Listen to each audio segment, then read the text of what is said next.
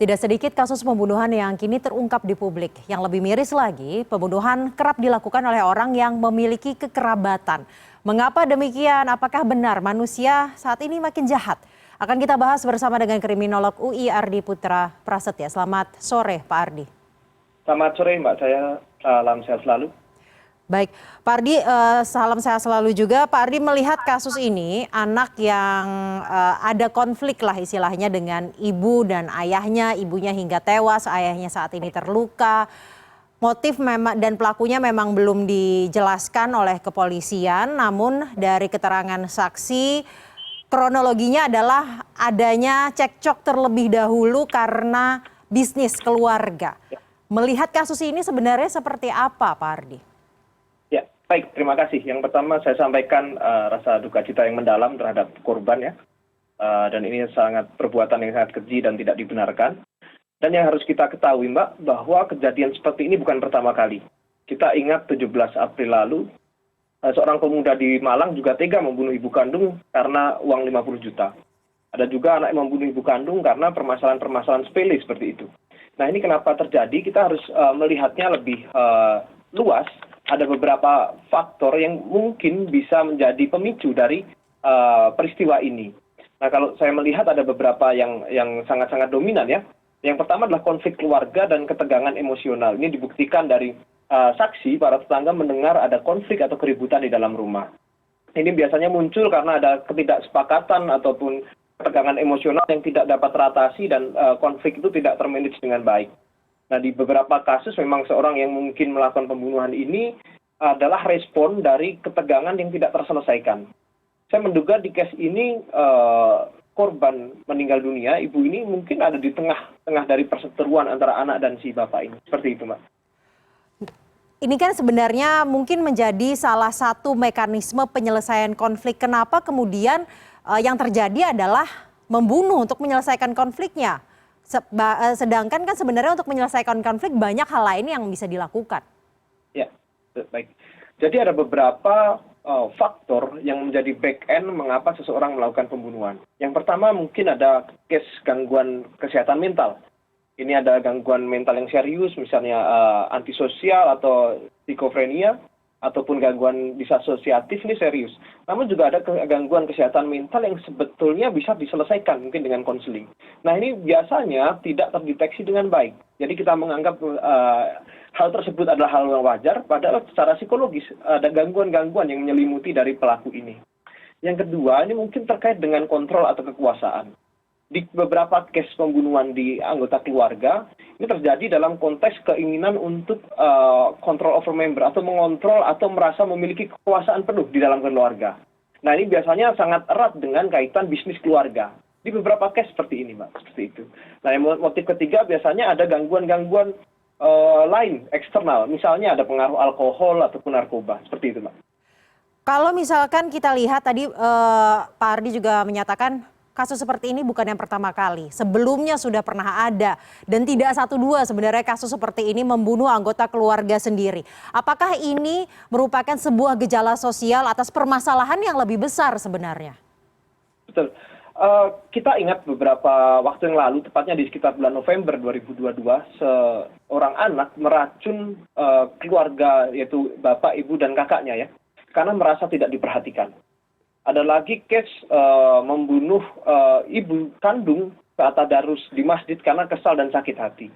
Nah ini sebenarnya kalau kita lihat ada benang merah dari case-case semacam ini. Yang pertama adalah adanya gangguan psikologis yang tidak terselesaikan. Permasalahan-permasalahan psikologi yang tidak terselesaikan.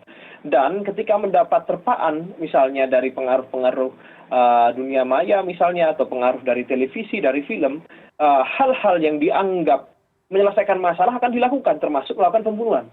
Ada hal-hal semacam itu yang kemudian menggiring kita untuk berpikir apakah ini ada pengaruh-pengaruh yang instan, misalnya dari film, dari pemberitaan dan sebagainya. Seperti itu Mbak. Kalau misalkan kita melihat tren data pembunuhan di Indonesia dari tahun 2019 yang dirilis oleh Biro Pengendalian Operasi Mabes Polri, dari 2019 angkanya 964, 2020 898, 2021 927. sebenarnya cenderung menurun, tapi kesan yang timbul di masyarakat ini akhirnya pembunuhan yang akhir-akhir ini terjadi terlihat lebih keji. Karena itu salah satunya diduga tidak sedikit dilakukan oleh kerabat ataupun keluarga sendiri. Ini sebenarnya seperti apa, Mas? Jadi ada beberapa pengaruh ya, termasuk dalam pemberitaan dan dalam masyarakat menerima informasi.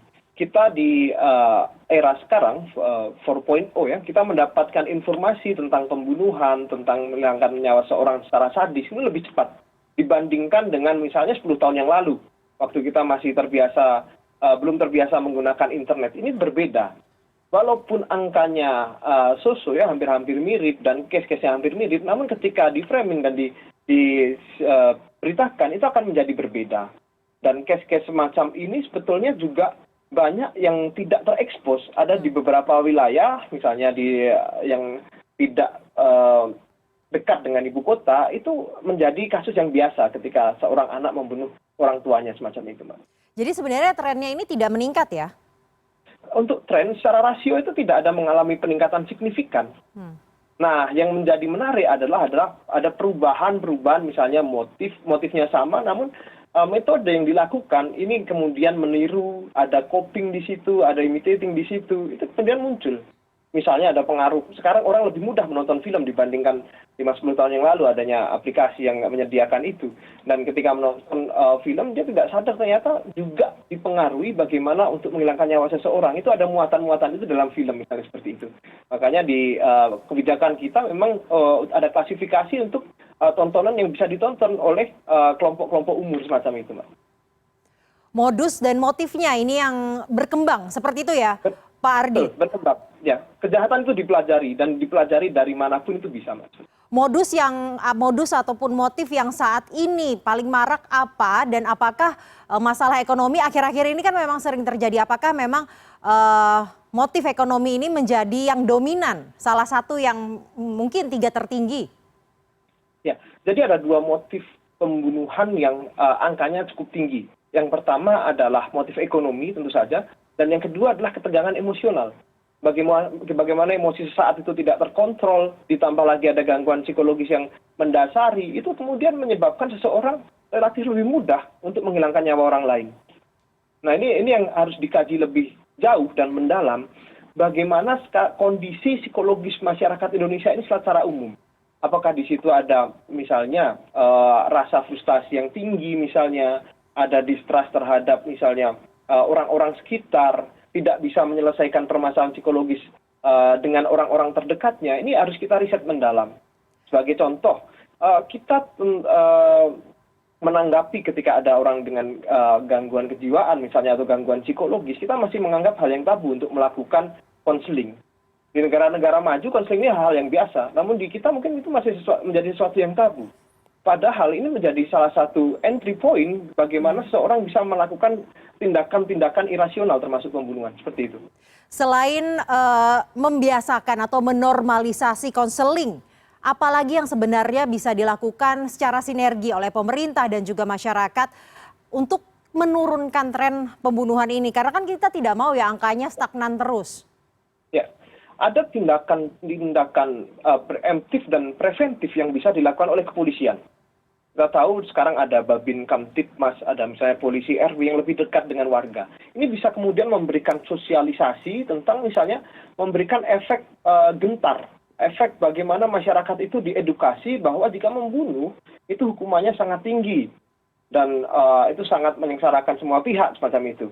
Nah, edukasi ini bisa menjadi langkah awal dari pencegahan kasus-kasus seperti pembunuhan. Nah, yang kedua adalah komunikasi yang erat dengan misalnya Babin Kamtibmas atau aparat penegak hukum yang berada di wilayah. Ini menjadi sebuah solusi. Biasanya ada perkumpulan-perkumpulan misalnya komunitas di warga ya, ada PKK misalnya ibu-ibu misalnya itu harus bekerja sama tentang mengedukasi keluarganya, karena unit terkecil yang bisa memberikan edukasi ini adalah keluarga, seperti itu, Mbak. Pembunuhan ini masalah bersama ya, Mas. Masalah sosial tidak bisa diselesaikan hanya sendiri, harus bersinergi semua pihak. Terima kasih Kriminolog UI Ardi Putra Prasetya telah bergabung bersama kami di CNN Indonesia Newsroom. Terima kasih.